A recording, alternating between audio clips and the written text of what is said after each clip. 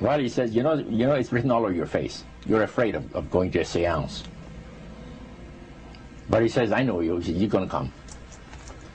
And then he started telling me how brave I was when I was aboard ship, you know, different things.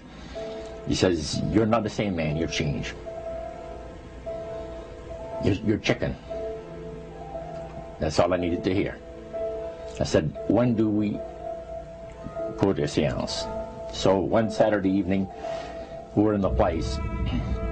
It was the very first time. Very beautiful place. The medium was a lady. She had a gorgeous new home in Montreal. And there were about 20 invited guests there, which I was one of them. And she communicated with the spirits for different people there. And telling them what the spirit said. One man said, I would like to talk to my friend that died 6 months ago. But I don't want him to appear. Just want to talk to him. Because he says, I don't trust you talking to my friend for me. So the medium says, let me inquire of the spirit. Yeah, the spirit will talk with you. And that big masculine voice was heard in the place. It says, hi, Frank. It's nice of you to ask for me to talk with you. And they had a little chat. And after it was over, Frank says, this is the greatest thing on earth, to be able to talk with the spirits of the dead. Then the medium said, we have a very special surprise tonight for you people. A spirit will manifest itself openly here in a few minutes. And it's like a big gust of wind hit the building. And right through the wall. Now the lights weren't terribly bright, but they were like living room lights. A couple of floor lamps and maybe some of these. And that translucent being seemed to come right out of the wall. How did you feel right at that moment? It's almost like my heart stopped a little bit. You know, very weird feeling. So it was a lady in a beautiful evening gown, swirling. And she said to Mary, my dear sister, you are so wonderful to have asked for me. And Mary fainted and fell right off her chair on the floor. And a couple of guys jumped up and picked her up, and spirit gone. And that was the beginning of it. That's how you got into it. Yeah, that's the way I got into it. After a while, you see, there's something interesting about the human mind. You can adjust an awful lot of stuff. You can adjust to a lot of things that would terrify you to begin with. After a while, they become common and ordinary. So you mean contact with the supernatural can become commonplace and ordinary and doesn't bother anybody? Yeah. In other words, the more that you do it, you're not uncomfortable. That's right. It's just not an uneasy feeling. Yeah. So how did you feel about it? Then I got into a secret society that worshiped the spirits, you see. Well, how is that different from the seance, Roger? It happens that the seance are not involving in many ways. But when you get into a secret society of spirit worshippers, then, and especially when you're invited there by the direction of the higher-ups in the spirit world, you never get out of there alive. And this is exactly what my friend and I were up against. We didn't know anything about. And there was a very, very popular big band leader. Jazz musician? Band, yeah, very famous. And one night we went to one of these seances, and he was with his wife. So Roger, you're at this restaurant. What happened? We sat there, and we had our favorite alcoholic beverages, you know. And as we talked, the band leader says, I want power. I go right to the source of power.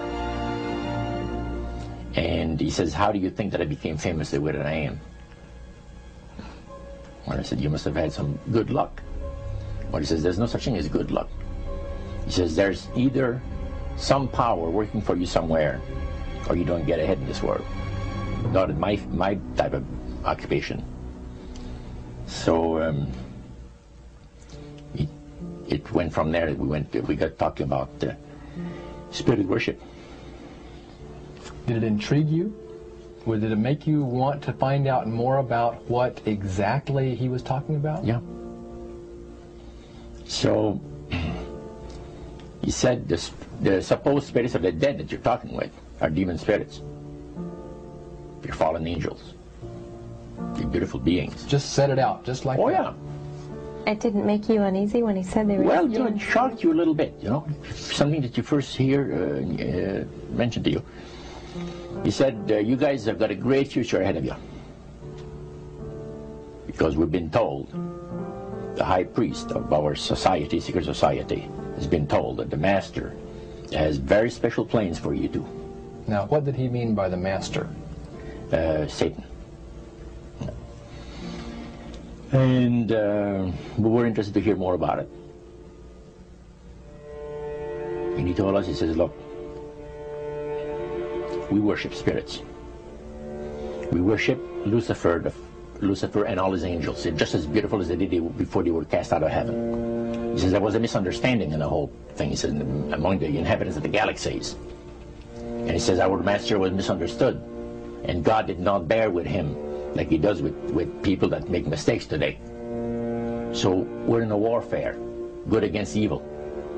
And we happen to be the evil ones, but we're not that bad. He says, I look at this business between the forces of good and evil. He says, you believe in one person believes in God, and everyone believes in Lucifer. It's like politics. So the great controversy is real. And you've heard someone talk about it that's on the other side. And to these people, they are sold to the fact that Christ will not return to this planet with power and great glory. He's going to abdicate all claims to the planet, because the high priest once said that Christ will abdicate all claims to the planet because he knows that it is lawfully and rightfully Satan's. And at that time he says, so the priest says, well now, he says, for those of you that are new, let me tell you that this is the most feasible way, he says, to please the spirits. It's to deride Christ and his people, and his church and all that. So they sing out of Christian hymnals. They didn't sing Christian words to the hymns, however. Well, they changed a lot of them. Yeah. And not for it's a form of blasphemy. Yeah. Such as you see today in the rock music world. You see the entertainers, they have these crosses. The ladies got earrings, crosses. The guys got crosses. This is a form of blasphemy, a form of deriding Christ. You see. Spirits cause the people to do that, to find pleasure in wearing this type of emblem, which is the cross is the emblem of the crucifixion of Christ for the Christians.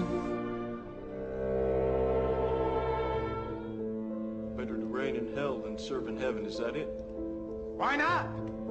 I'm here on the ground with my nose in it since the whole thing began. I've nurtured every sensation man has been inspired to have. I cared about what he wanted, and I never judged him. Why? Because I never rejected him, in spite of all his imperfections. I'm a fan of man! I'm a humanist. Maybe the last humanist. Who, in their right mind, Kevin, could possibly deny the 20th century was entirely mine?